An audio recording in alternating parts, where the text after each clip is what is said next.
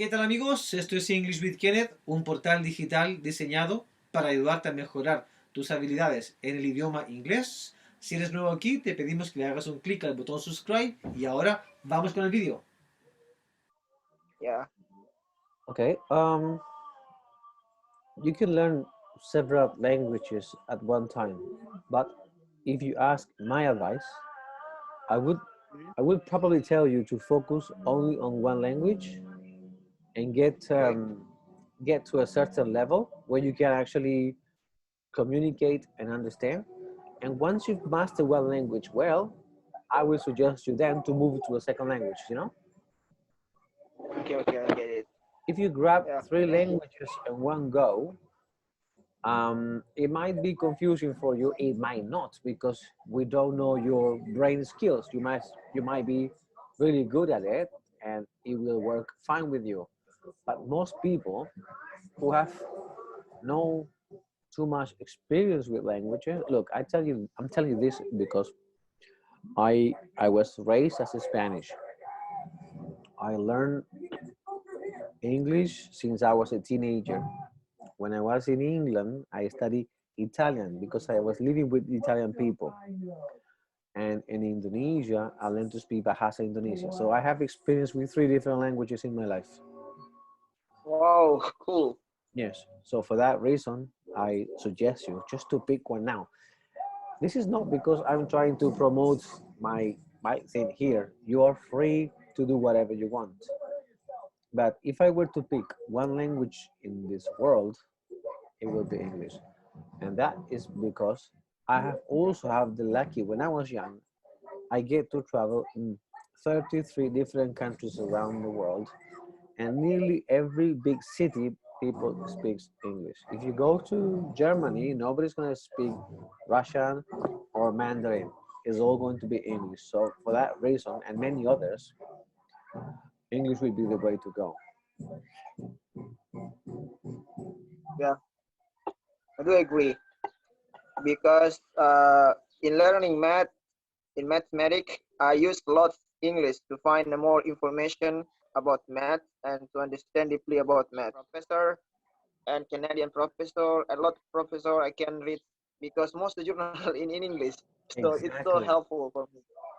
Only Yeah. when it comes to internet, over 53% of the whole internet information is in English language, and the Yes, of rest course.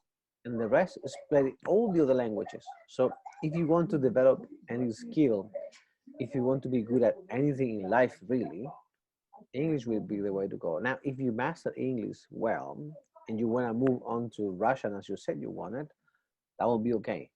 But you have to grab language well first.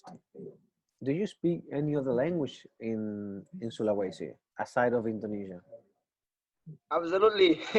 Yeah, sure. Which one? Yeah. Basically, I speak three local language in Indonesia because I'm staying in territorial. I'm not staying.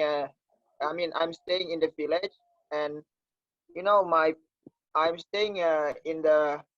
It's kind of like between South Sulawesi and West Sulawesi. In South Sulawesi, most people speak Bugis, but in West Sulawesi, mostly they use they speak Mandarin. And in my village, I'm speaking Patinjones. So That is very, very interesting for me. Most people in the world, they don't know that in Indonesia there are so many languages out there. Now here's a question for you. Are those languages different from each other, as in very different, or are they similar? they are different. They are using different accent. We call it. Let's say like if you study Russian, Japanese, Mandarin, or maybe like English, I would say they are using a different accent. So that's why we call Indonesia. We have to make our mouth being flexibility to have a good interact with lots of people. Yeah, But you know what? so You hard basically. you should feel very happy about this.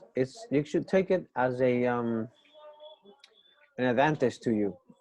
We have, for example, I am from Chile, South America, the main language here is Spanish.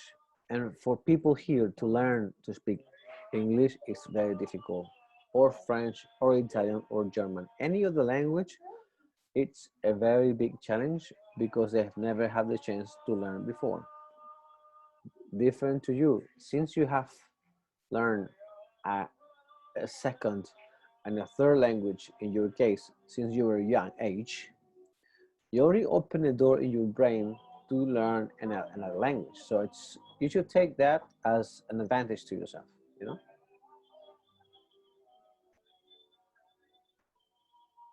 Yeah, get it.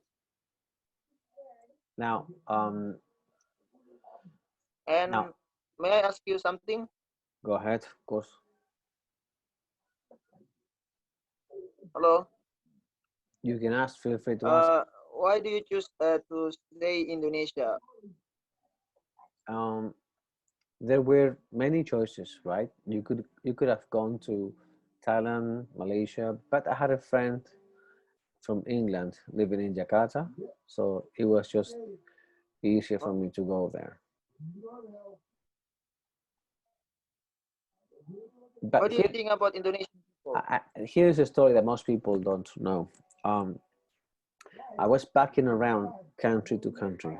From Thailand, I went to Malaysia, Malaysia, Indonesia, and I didn't plan to stay there for a very long time. But when I landed in Jakarta, I met a guy and he stole my backpack. Along with my backpack, I lost all my money and my passport. So when you are a foreigner outside your country, your passport is like your ID. You Yeah. you're not supposed to go anywhere without your passport. So I was forced to stay in Jakarta in and I asked my embassy to print another passport. And that document alone took a bit longer than 3 weeks. So I was actually forced to stay in Jakarta for 3 weeks. And during that time, I met some beautiful people who invited me to stay over and to work and stay. Wait. Hello, everyone. Hi, how are you? Hey, good. I'm actually driving, so I can't share my video. I don't have one of those stand in a car. Um, this is great that, I'm very happy that you created this group for people to learn.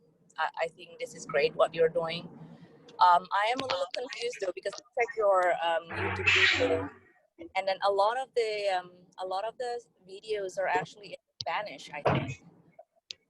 Yes, what happened there is that I've been living in South America for the past 5 years. So the initial idea to do this is to teach English to Spanish people. And I see. during this process, I came across lots of Indonesian people who were also interested to learn. So the more I made videos, if you look at the recent videos, they are all full in English in order to get more Indonesian audience. And the Chileans or the Spanish people are a little bit lazy to learn. So yeah, this is why.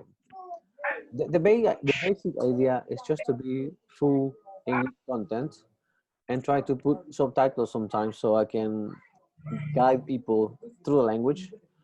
Um, we need to find a way to teach people on a very basic level because this is probably intermediate advanced level, and the ones who don't speak English very well get frustrated and they usually leave or it's hard for them to keep up.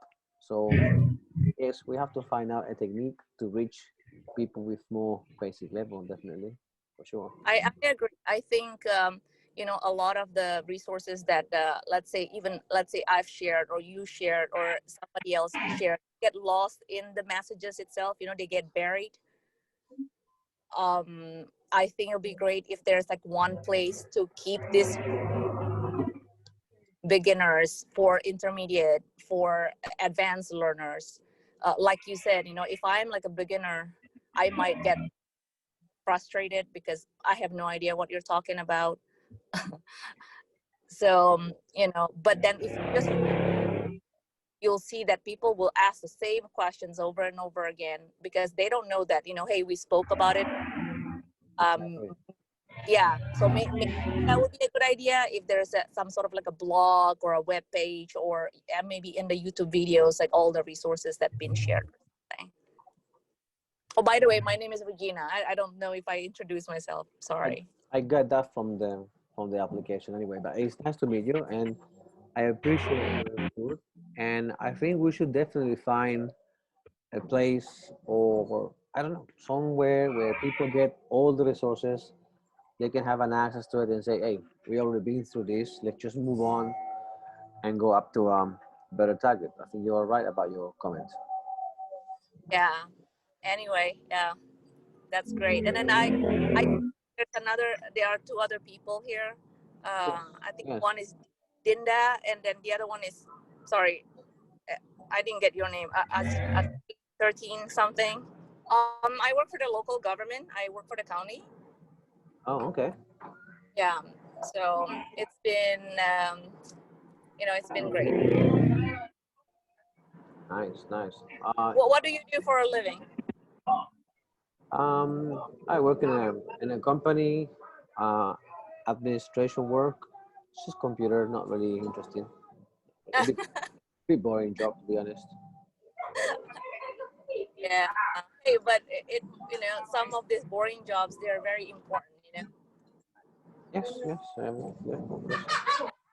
I was like I said, I used to work in Indonesia. I was there for in Jakarta for 6 years as an English teacher.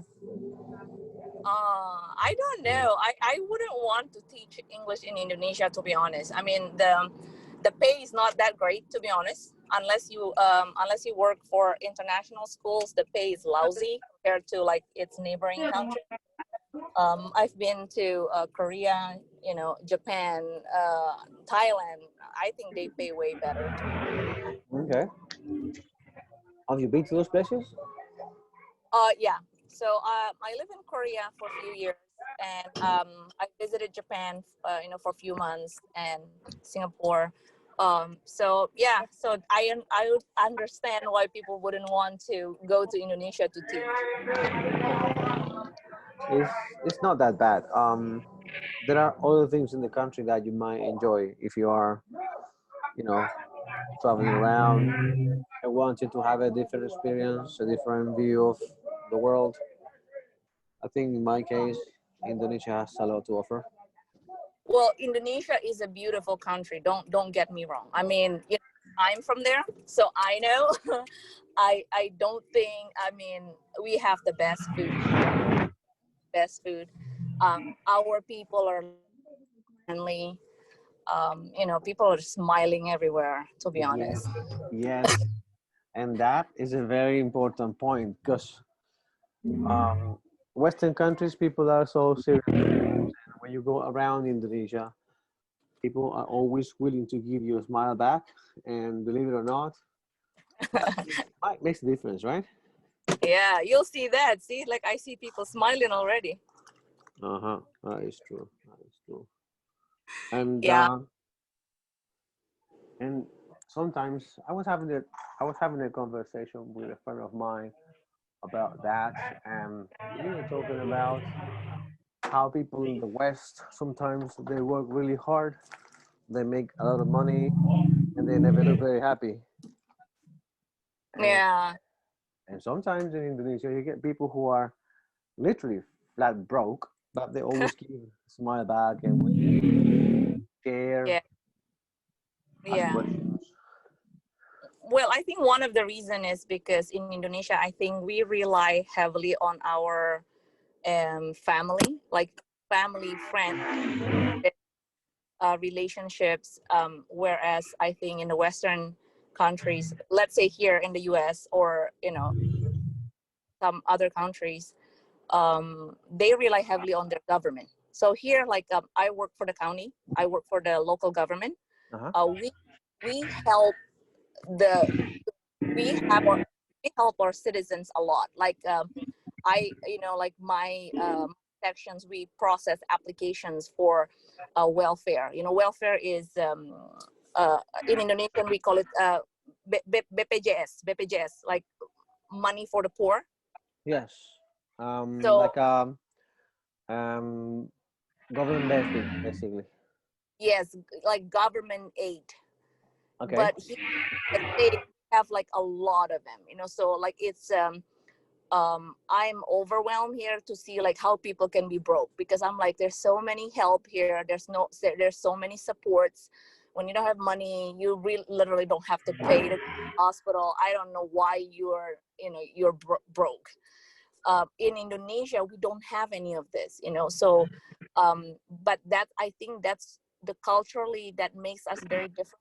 Like, we have a very different mindset. I think people here in the US, they are overprivileged, to be honest. They have Yes. way too many things, and they think they they have the rights for things that Indonesian would not dare to dream. You know what I'm saying? Yes. Yes. Yeah. So, but because of that, I think that's why when you go to Indonesia, you can see people who are poor, that they have the biggest smile on their face, because I think, like they're very close knitted, and then very family oriented. So Yes. that, they rely heavily on their family and friends and relatives.